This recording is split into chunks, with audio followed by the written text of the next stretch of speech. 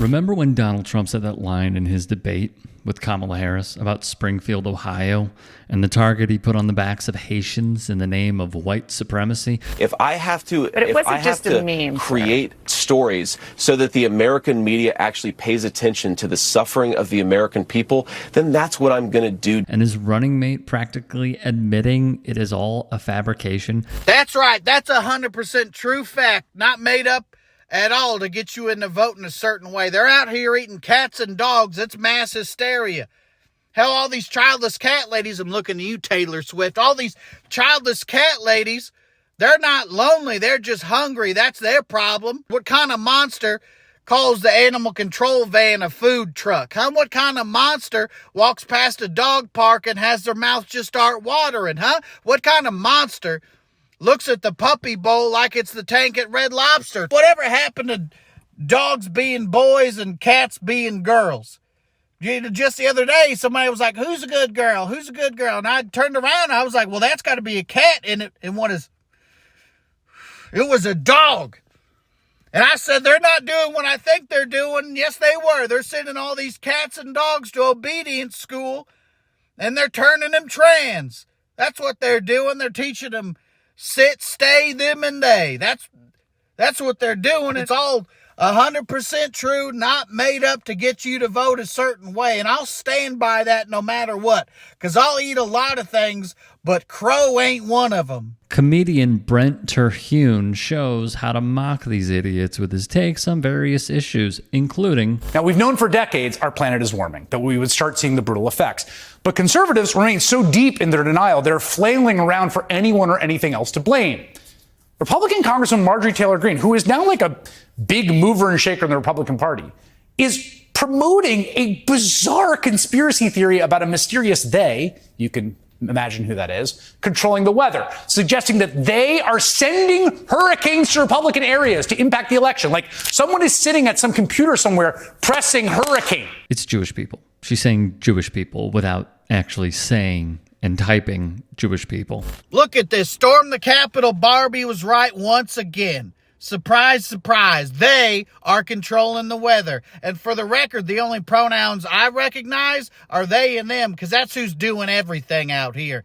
They and them are the biggest bunch of stupid, brainwashed idiots / evil genius political masterminds, and they're controlling the weather. You know, the other day somebody said it was cloudy with a chance of meatballs. I said, who do they got working the weather machine down there? Chef Boyardee? I mean, who do you think made it rain on Alanis Morissette's wedding day?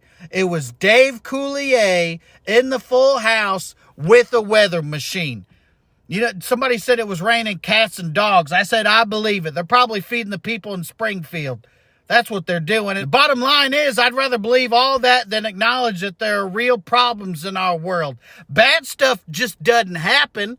It's got to be manufactured. I can't comprehend it. Everything's a conspiracy, and I find joy in nothing. Quite honestly, this is so well done because it's a grand display of what the party is.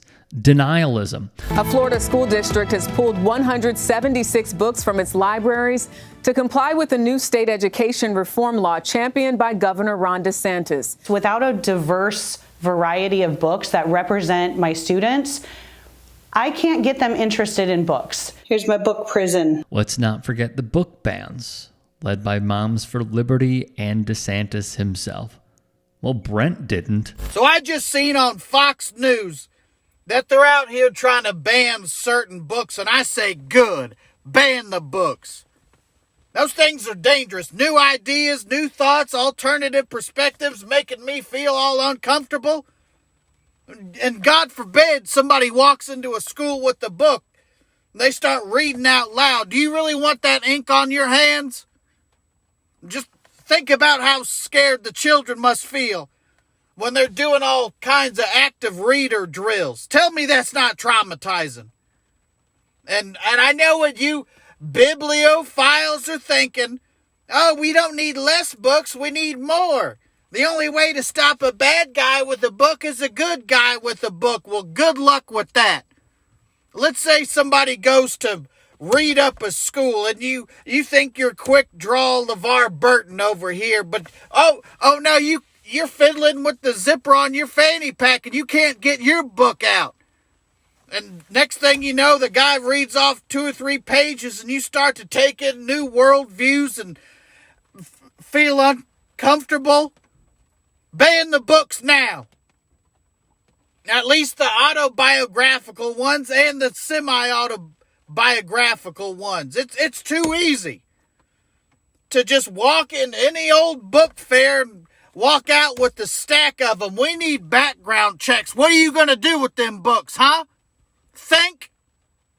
I don't think so. The irony. The sheer irony of living in this country where a firearm has more freedom than a book in some states. Now, I would call her up here to come and speak, but then I think I'd have to sleep on the couch tonight, so I'll leave her alone. Speaking of, what on flat earth is going on?